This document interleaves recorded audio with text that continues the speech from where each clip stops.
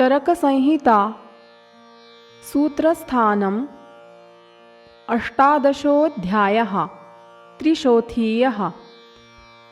अथातस्त्रिशोथीयमध्यायं व्याख्यास्यामः इति स्माः भगवान् आत्रेयः।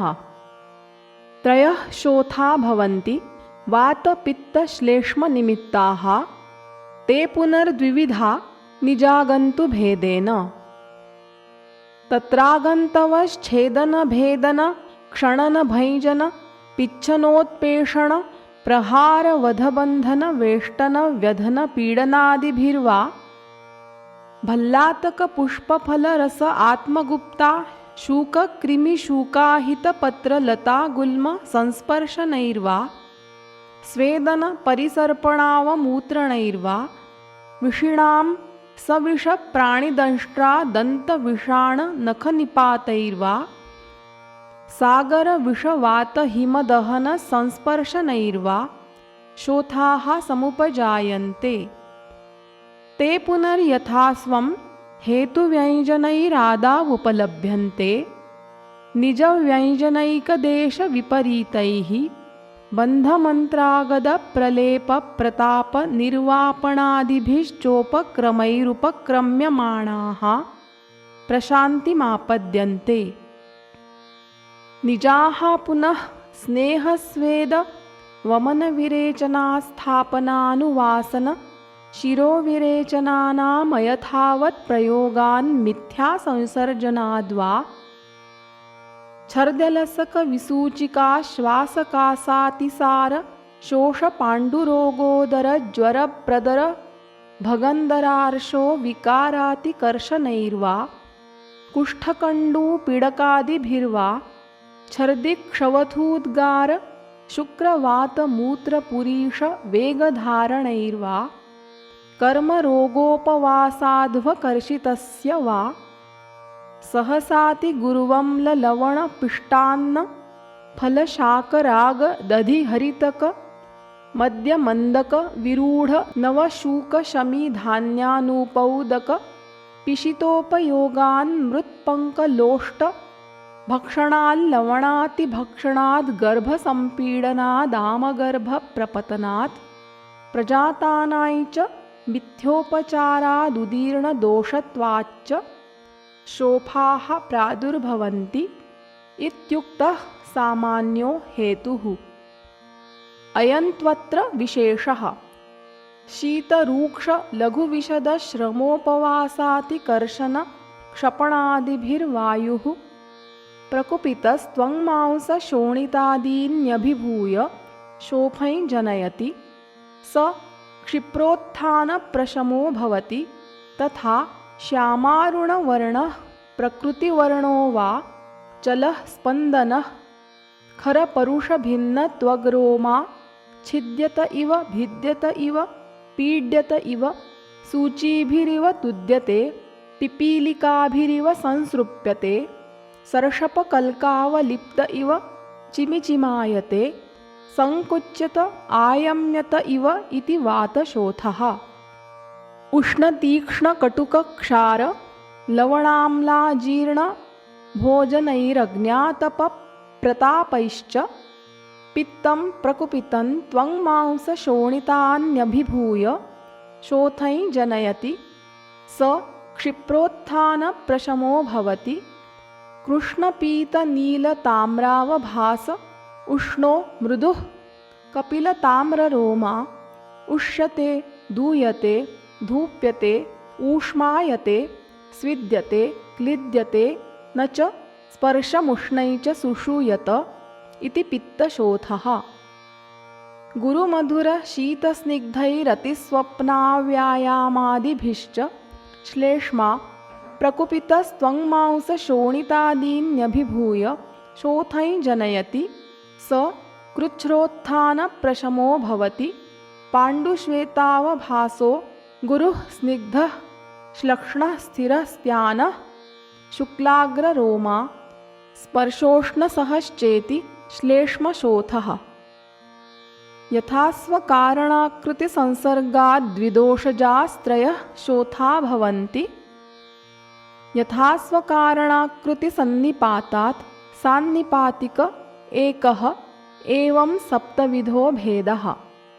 प्रकृतिभिस्ताभिस्ताभिर्भिद्यमानो द्विविधस्त्रिविधश्चतुर्विधः सप्तविधोऽष्टविधश्च शोथ उपलभ्यते पुनश्चैक एव उत्सेधसामान्यात्। भवन्ति चात्र श्रूयन्ते यस्य गात्राणि स्वपन्तीव रुजन्ति च पीडितान्युन्नमन्त्याशु वातशोथन्तमादिशेत्। यश्चाप्यरुणवर्णाभः शोथो नक्तं प्रणश्यति स्नेहोष्णमर्दनाभ्यां च प्रणश्येत् स च वातिकः। यः पिपासा ज्वरार्तस्य दूयतेऽथ विदह्यते स्विद्यति क्लिद्यते गन्धी स पैत्तः श्वयथु स्मृतः। यः पीतनेत्र वक्त्रत्वक् पूर्वं मध्यात् प्रशूयते तनुत्वक्चातिसारी च पित्तशोथः स उच्यते। शीतः सक्तगतिर्यस्तु कण्डूमान् पाण्डुरेव च निपीडितो नोन्नमति श्वयथु स कफात्मकः। यस्य शस्त्रकुशच्छिन्नाच्छोणितं न प्रवर्तते कृच्छ्रेण पिच्छास्रवति स चापि कफसम्भवः। निदानाकृतिसंसर्गाच्छ्वयथु स्याद्विदोषजः सर्वाकृतिः सन्निपाताच्छोथो व्यामिश्रहेतुजः। यस्तु पादाभिनिर्वृत्तः शोथः सर्वाङ्गगो भवेत् जन्तोः स च सुकष्टः स्यात् प्रसृतः स्त्रीमुखाच्च यः। यश्चापि गुह्यप्रभवः स्त्रिया वा पुरुषस्य वा स च कष्टतमो ज्ञेयो यस्य च स्युरुपद्रवाः। छर्दिः श्वासोरुचिस्तृष्णा ज्वरोऽतिसार एव च सप्तकोऽयं सदौर्बल्यः शोफोपद्रवसङ्ग्रहः। यस्य श्लेष्मा प्रकुपितो जिह्वामूलेव तिष्ठते आशु संजनयेच्छोथै जायतेऽस्योपजिह्विका। यस्य श्लेष्मा प्रकुपितः काकले व्यवतिष्ठते आशु संजनयेच्छोफं करोति गलशुण्डिकाम्।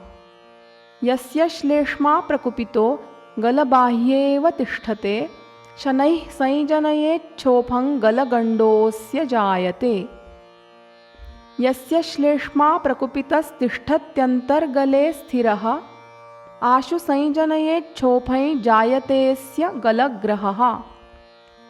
यस्य पित्तं प्रकुपितं सरक्तं त्वचि सर्पति शोफं सरागै जनयेद्विसर्पस्तस्य जायते। यस्य पित्तं प्रकुपितं त्वचि रक्तेव तिष्ठते शोथं सरागै जनयेत् पीडका तस्य जायते। यस्य प्रकुपितं पित्तं शोणितं प्राप्य शुष्यति तिलका पिप्लवो व्यङ्गा नीलिका तस्य जायते। यस्य पित्तं प्रकुपितं शङ्खयोरवतिष्ठते श्वयथुः शङ्खको नाम दारुणस्तस्य जायते। यस्य पित्तं प्रकुपितं कर्णमूलेव तिष्ठते ज्वरान्ते दुर्जयोऽन्ताय शोथस्तस्योपजायते। वातः प्लीहानमुद्धूय कुपितो यस्य तिष्ठति शनैः परितुदन् पार्श्वं प्लीहा तस्याभिवर्धते। यस्य वायुः प्रकुपितो गुल्मस्थानेव तिष्ठते शोफं सशूलै जनयन् गुल्मस्तस्योपजायते। यस्य वायुः प्रकुपितः शोफशूलकरश्चरन् वंशणाद्वृषणौ याति वृद्धिस्तस्योपजायते। यस्य वातः प्रकुपितस्त्वङ्मांसान्तरमाश्रितः शोथं संजनयेत् कुक्षावुदरं तस्य जायते। यस्य वातः प्रकुपितः कुक्षिमाश्रित्य तिष्ठति नाधो व्रजति नाप्यूर्ध्वमानाहस्तस्य जायते। रोगाश्चोत्सेधसामान्यादधिमांसार्बुदादयः विशिष्टा नामरूपाभ्यां निर्देश्याः शोथसङ्ग्रहे। वातपित्तकफा यस्य युगपत् कुपितास्त्रयः जिह्वामूलेव तिष्ठन्ते विदहन्तः समुच्छ्रिताः जनयन्ति भृशं शोथं वेदनाश्च पृथग्विधाः तं शीघ्रकारिणं रोगं रोहिणीति विनिर्दिशेत् त्रिरात्रं परमन्तस्य जन्तोर्भवति जीवितं कुशलेन त्वनुक्रान्तः क्षिप्रं सम्पद्यते सुखी सन्ति ह्येवंविधा रोगाः साध्या दारुणसम्मताः ये हन्युरनुपक्रान्ता मिथ्याचारेण वा पुनः साध्याश्चाप्यपरे सन्ति व्याधयो मृदुसम्मताः यत्नायत्नकृतञ्येषु कर्म सिद्ध्यत्यसंशयम् असाध्याश्चापरे सन्ति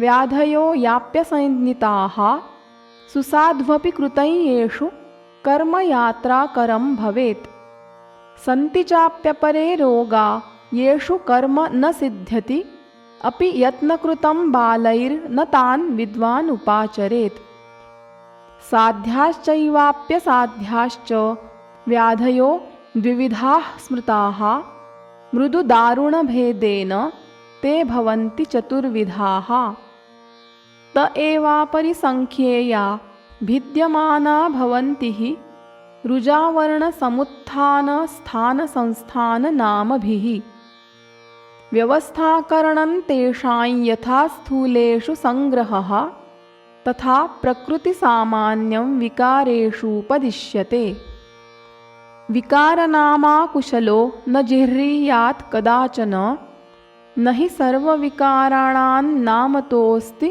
ध्रुवा स्थितिः स एव कुपितो दोषः समुत्थानविशेषतः स्थानान्तरगतश्चैव जनयत्यामयान् बहून् तस्माद्विकारप्रकृतिरधिष्ठानान्तराणि च समुत्थानविशेषांश्च बुद्ध्वा कर्म समाचरेत् यो ह्येतत्त्रितयं ज्ञात्वा कर्माण्यारभतेऽभिषक् ज्ञानपूर्वं यथा न्यायं स कर्मसु न मुह्यति नित्याः प्राणभृतान् देहे वातपित्तकफास्त्रयः विकृताः प्रकृतिस्था वा तान् बुभुत्सेत पण्डितः उत्साहोच्छ्वासनिःश्वासचेष्टा धातुगतिः समा समो मोक्षो गतिमतां वायोः कर्माविकारजम् दर्शनं पक्तिरूष्मा च क्षुतृष्णा देहमार्दवम् प्रभाप्रसादो मेधा च पित्तकर्माविकारजम् स्नेहो बन्धः स्थिरत्वं च गौरवं वृषताबलं क्षमा धृतिरलोभश्च कफकर्माविकारजम् वाते पित्ते कफे चैव क्षीणे लक्षणमुच्यते कर्मणः प्राकृताधानिर्वृद्धिर्वापि विरोधिनाम् दोषप्रकृतिवैशेष्यन्नियतं वृद्धिलक्षणं दोषाणां प्रकृतिर्हानिर्वृद्धिश्चैवं परीक्ष्यते तत्र श्लोकाः संख्यान्निमित्तं रूपाणि शोथानां साध्यतान्न च तेषां विकाराणां शोथांस्तांश्च पूर्वजान् विधिभेदं विकाराणां त्रिविधं बोध्यसंग्रहं प्राकृतं कर्म दोषाणाल्लक्षणं हानिवृद्धिषु वीतमोहरजोदोषलोभमानमदस्पृहः व्याख्यातवान्स्त्रिशोथीये रोगाध्याये पुनर्वसुः इत्यग्निवेशकृते तन्त्रे चरकप्रतिसंस्कृते श्लोकस्थाने त्रिशोथीयो नाम 18 अध्यायः।